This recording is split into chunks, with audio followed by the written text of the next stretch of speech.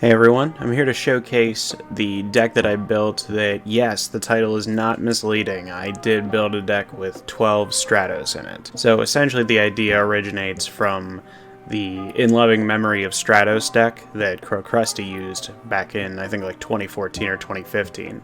And it's basically an anti-meta stun deck that utilizes Stratos-like effects to keep your hand fresh with resources and being able to gain control of the board other ways. So started off, we got 3 Parallel Exceed. You got 2 main extenders in your deck. One of them is one of your Stratos monsters, and the other is Parallel Exceed. Parallel Exceed's excellent. I mean, just being able to... You have 12 Stratos effects, and Parallel Exceed works with 9 of them, where you're able to immediately go into a Link 1, which then triggers your Parallel Exceed. So then you got 3 Ecclesia, which is probably your best Stratos effect of the deck. We all know the plays, being able to normal or special her, get punishment, and then do all your plays from there is just really good. Then you got 3 Traptrix Myrmilio. It's probably my favorite card in the deck. Myrmilio is just excellent. I mean, being able to search for any trap hole you want. You only play 2 in the deck, but that's all you need. But then being able to go into Traptrix Sarah afterwards, and because you're only playing Myrmilio and you're not playing cards like Dionea, you always have a trap to be able to trigger your Sarah on your opponent's turn.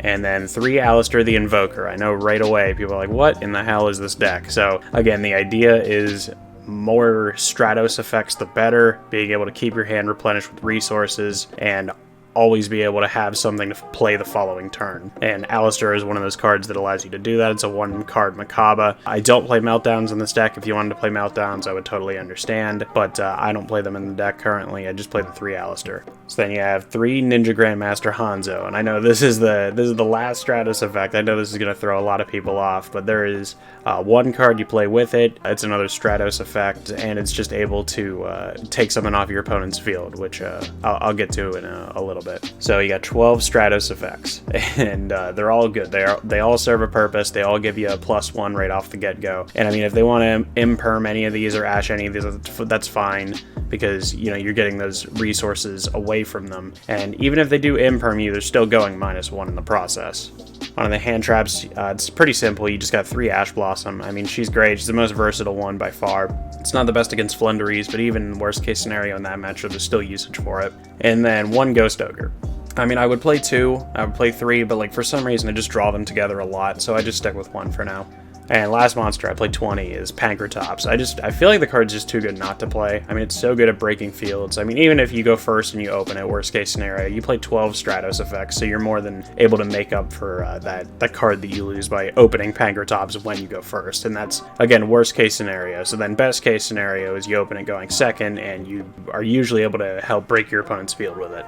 Different monsters onto the spells. You got 3 Forbidden Droplet. This is one of the main reasons I like playing the deck, is because you're able to sufficiently use Droplet, because you're always adding more cards to your hand. You're always going +1 off your normal summon. You're always able to gain advantage by like destroying your opponent's cards with punishment and things like that. So you're always able to kind of play the advantage game, so Forbidden Droplet doesn't really hurt you all that badly. And also, Forbidden Droplet absolutely destroys your opponent oftentimes. So I like Droplet a lot. You got Triple Tactics Talent. Not really much to explain. Just a great card. You summon any of your Stratos effects, they go Ash or anything like that, and you just play Tactics Talent and laugh at them. You got Triple Prosperity. Card's really, really good. I mean, just being able to search for any of your Stratos effects. I mean, oftentimes you'll go into like Parallel Exceed, and being able to extend your plays from there is just really good. So then onto the 1-ofs, you got 1 Cosmic Cyclone. It's just a good 1-of. I mean, it's a good card to always be able to have against field spells and whatnot. Never the worst. You got Harpy's Feather Duster. I mean, just great card. Being able to clear fields against decks like Eldritch is just really broken oftentimes. Got Called by the Grave, which is just an excellent 1-of. I mean, and it works so well against so many decks. I just never really feel comfortable unless I have it in my deck. And then Invocation, which is one of only 2 bricks that you play in the deck. There's 38 cards in the deck you want to draw, and there's 2 cards you don't. So I like those odds. So for spells onto the traps, you got Double Judgment. It's a good card. God Says No has always been a good card, and I mean, being able to have this for... I'd find that I would lose to just random stupid stuff, like that would clear your field, or Lightning Strike at the wrong time, or whatever have you. So Solemn Judgment's just a good answer to that. Got 2 Dogmatic of Punishment. I really wanted to play 3, but honestly, the main deck space and extra deck space, and really the side deck space too, is just absolutely crammed. It's really hard to find room for anything, so you have to stick with 2 Punishment. Because really, like, oftentimes, by the time you would get to that 3rd punishment, the game's already over one way or the other, so I found that it wasn't as needed.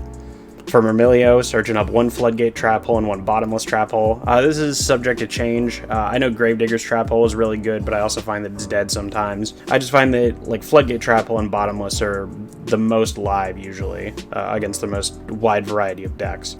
And then Ninjutsu Art of Super Transformation. I mean, this card is fucking broken. I freaking love this card. Hanzo is one of my favorite cards of all time, period. And I mean, being able to have this, take a card off your opponent's field. Let's say you bait in a gate, you change Super Transformation, and you're able to throw down your monster. And people wonder, like, what's your target for Super Transformation? It's actually Pankratops. It's another good usage for Pankratops in the deck, is you're able to go Hanzo, search for Transformation, get your +1, pull something off their field, put down Pankratops, and now you have a 26 beater that you can pop something on either player's turn. So it's just one aspect of being able to gain control over the field. That's basically the whole name of this game, is just to plus and out-resource and out-advantage your opponent and gain control over the field, and then don't give the control back to them. Go on to the extra deck. The extra deck space is actually probably the most tight part of the entire deck, to be honest with you. So you got 1 Starving Venom, because I side Super Poly. I really would never feel comfortable nowadays having a side deck and not having Super Poly. It's just too good against certain decks. If you want to play Mud Dragon or other cards like that, I would totally understand. It's really hard to find space with a deck. So you got Elder Entity and Tis. I mean, this is also just excellent card. Being able to pop 2 off of Punishment is really, really good. And obviously you got Ash Dragon, which also works with Punishment, so you can add or special summon another Ecclesia. You guys know the plays. Rafflesia, which is really good. You have 2 trap hole targets in the deck, unaffected by traps. You guys know. Time Thief Redoer. I actually really like this card just as a control card. But Tornado Dragon, just good against Pendulums, good against a lot of back row decks, all that. Castel, probably at least one of the best rank 4s for sure. And then Abyss Dweller, which I actually make first turn quite a bit in this deck. Like, it's just, I always find that it's such a good control card, and it works against so much that I find that oftentimes it's the most versatile card to make. Then onto the links, you got Traptrix Sarah, which is, amazing. Card's broken. It's one of the reasons why Traptrix are just such a good deck in general. You got Almirage, which is also good. It's again being able to go into a Link 1 right off the bat and have Parallel Exceed trigger is your main reason to play that. Same thing with Artemis. Then you got Masquerena, because she's good. You don't really make Link 2s very often, but it's never the worst option to have. The Unicorn to go with it, and then the 2 Makaba for obvious reasons. Onto the side deck, you got 2 Fossil Dyna.